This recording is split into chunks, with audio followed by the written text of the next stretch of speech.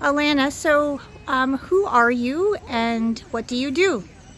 Hello, my name is Alana Jackson. I am a beekeeper.